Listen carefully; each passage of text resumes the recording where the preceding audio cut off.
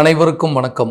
நான் உங்கள் 5ஆம் தலைமுறை ஜோதிடர் ராம்குமார் ராஜேந்திரன். இன்னைக்கு நம்ம பார்க்க போகிற தலைப்பு கடகராசி அன்பர்களுக்கு இந்த நடக்கவிருக்கும் தமிழ் புத்தாண்டு பலன்கள்.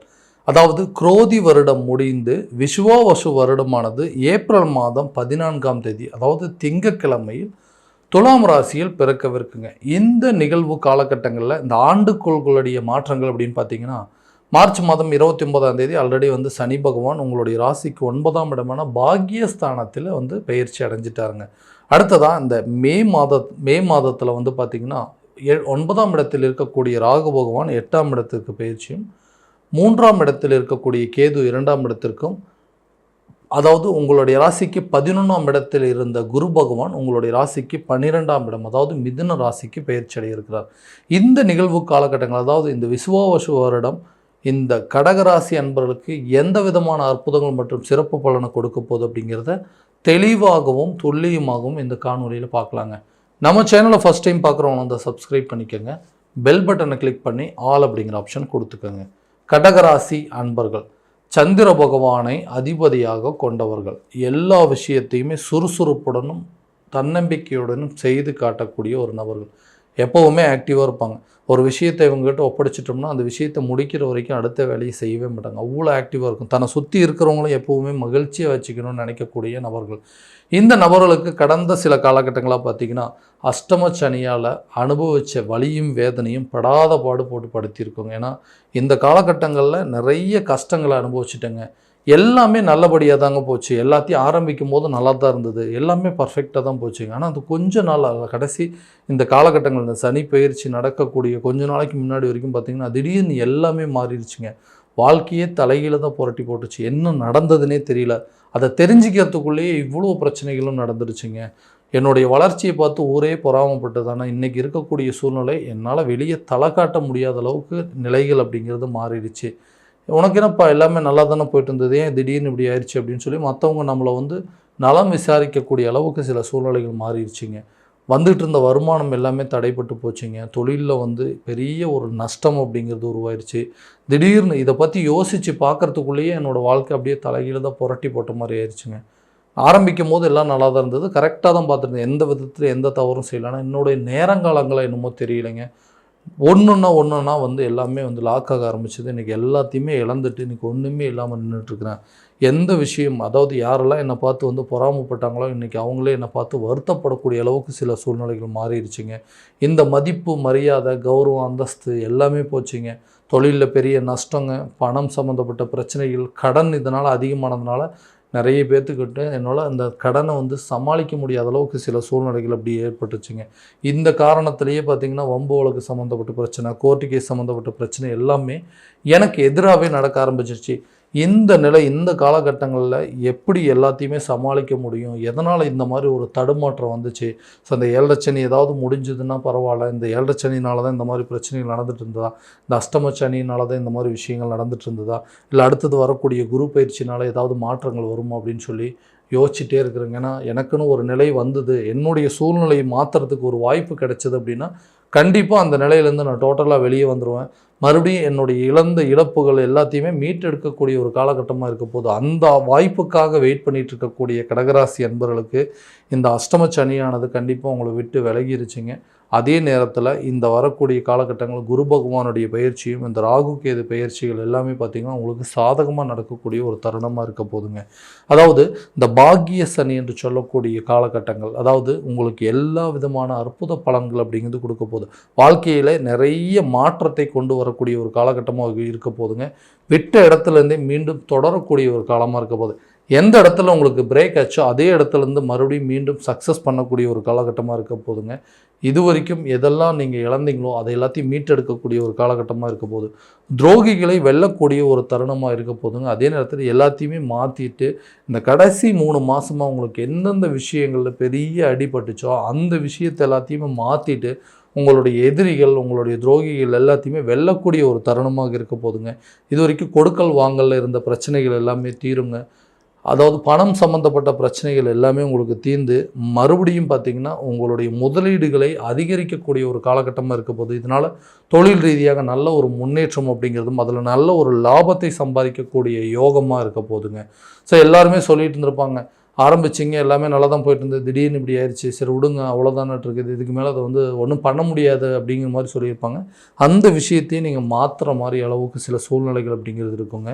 உங்களுடைய தொழில் ரீதியாக இருக்கக்கூடிய போட்டியாளர்களை சமாளிக்கக்கூடிய அளவுக்கு உங்களுக்கு திறன்கள் அப்படிங்கிறது கண்டிப்பாக மேம்படுங்க.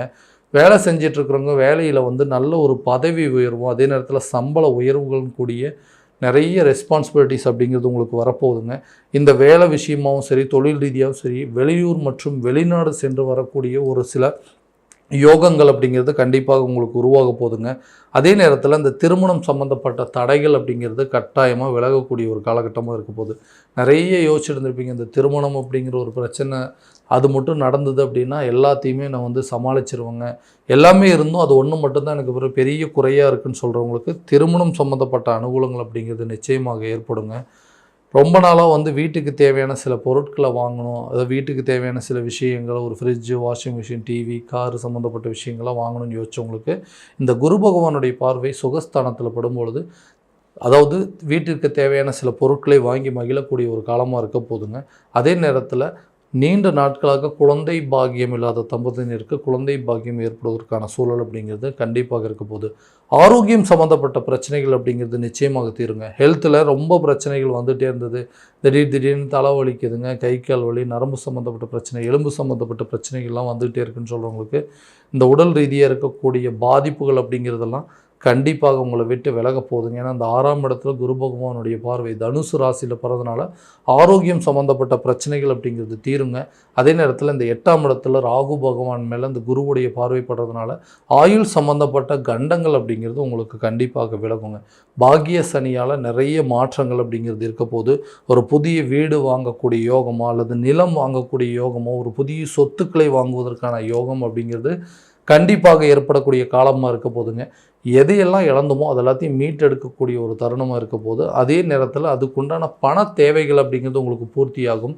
கடன் சம்மந்தப்பட்ட பிரச்சனையை கொஞ்சம் கொஞ்சமாக குறைப்பீங்க, அதற்குண்டான ஆல்ட்ரேஷன் அப்படிங்கிறது பண்ணிகிட்டே இருப்பீங்க. ஒரு இடத்துல வர வேண்டிய பணத்தை வாங்கி உங்களுடைய கடன் அடைக்கிறதா அல்லது ஏதாவது பழைய சொத்துக்களை விற்று அது மூலமாக இருக்கக்கூடிய பிரச்சனைகளை தீர்த்துக்கிறதுக்கான சந்தர்ப்பங்கள் அப்படிங்கிறது இருக்குங்க. பூர்வீக சொத்துக்களில் இருக்கக்கூடிய வில்லங்கங்கள், வம்பு வழக்கு, கோர்ட்டு கேஸு பிரச்சனை எல்லாமே ஈஸியாக ஹேண்டில் பண்ணுற மாதிரி சில சூழ்நிலைகள் அப்படிங்கிறது இருக்குங்க.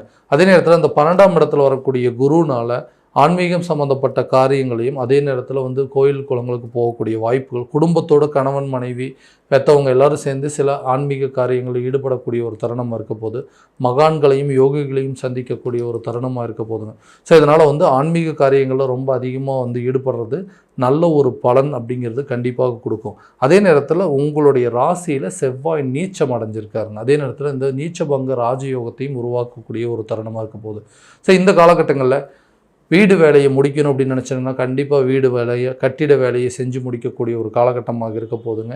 புதிய இடம் வாங்குவதற்கான முயற்சிகள் நல்ல ஒரு பலன் அப்படிங்கிறது கண்டிப்பாக கொடுக்கும். ஏன்னா இது ஒரு ராஜ யோகத்தை உருவாக்கக்கூடிய ஒரு அமைப்புங்க. உங்களுடைய ராசிக்கு மட்டும்தான் இந்த செவ்வாய் பகவான் நீச்ச கிரகமாக அமைப்புறார். அதே நேரத்தில் இந்த ஆரம்ப காலகட்டங்களில், இந்த தமிழ் புத்தாண்டு தொடங்கின காலகட்டங்களில் இந்த செவ்வாய் பகவான் உங்களுடைய ராசியில் தான் இருக்க போகிறாங்க. அதே நேரத்தில் இந்த காலகட்டங்களில் உங்களுக்கு வீடு சம்மந்தப்பட்ட யோகம், கட்டிடம் சம்மந்தப்பட்ட அனுகூலங்கள் அப்படிங்கிறது இருக்குங்க. இந்த டைம்லேயே நீங்கள் வந்து இந்த வண்டி வாகனங்கள் வாங்குவதற்கான முயற்சிகள் அப்படிங்கிறது கண்டிப்பாக ஒரு நல்ல பலன் அப்படிங்கிறது கொடுக்குங்க.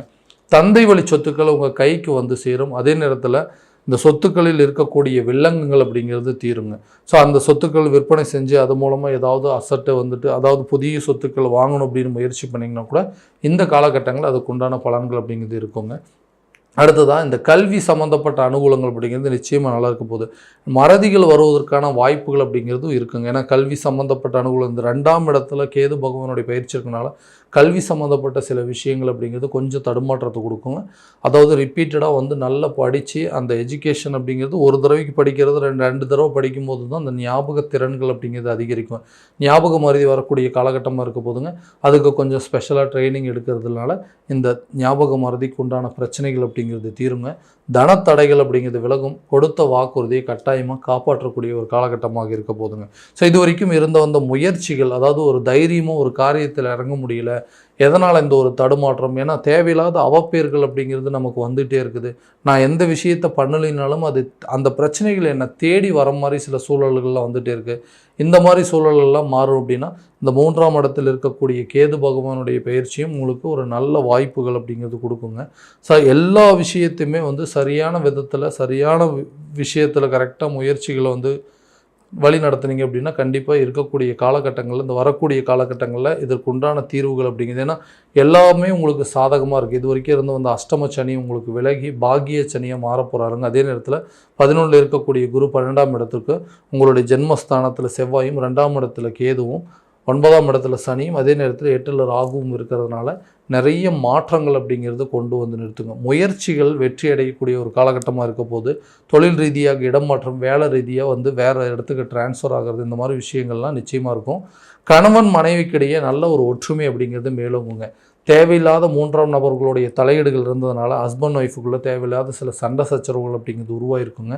அந்த விஷயங்கள் எல்லாமே வந்து தீரக்கூடிய ஒரு தருணமாக இருக்க போது இந்த காலகட்டங்களில் உங்களுக்கு சில முயற்சிகள் அப்படிங்கிறது வெற்றி அடையக்கூடிய ஒரு காலகட்டமாக இருக்க போதுங்க. இது வரைக்கும் நம்ம பார்த்தது எல்லாமே கோச்சார ரீதியான பலன்கள் மட்டும்தான். இந்த பலன்கள் அனைத்தும் உங்களுக்கு நடக்குமா அப்படின்னா உங்களுடைய சுய ஜாதகத்தை முறையான விதத்தில் தெரிஞ்சுக்கிட்டு அதற்குண்டானபடி சில முயற்சிகள் எடுத்தீங்க அப்படின்னா எல்லா விதமான வெற்றிகள் அப்படிங்கிறது கண்டிப்பாக உங்களுக்கு கிடைக்குங்க.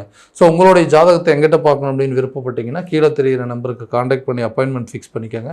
அப்படி இல்லையா உங்களுடைய ஜாதகத்தை வாட்ஸ்அப் மூலமாக அனுப்பிச்சி வச்சிங்க அப்படின்னா தெளிவான முறையில் கணிச்சு துல்லியமான பலன்கள் அப்படிங்கிறது உங்களுக்கு தெரியப்படுத்தப்படுங்க. மீண்டும் அடுத்த காணொலியில் உங்களை சந்திக்கும் வரை உங்களிடமிருந்து விடைபெறுவது உங்கள் ராம்குமார் ராஜேந்திரன். நன்றி.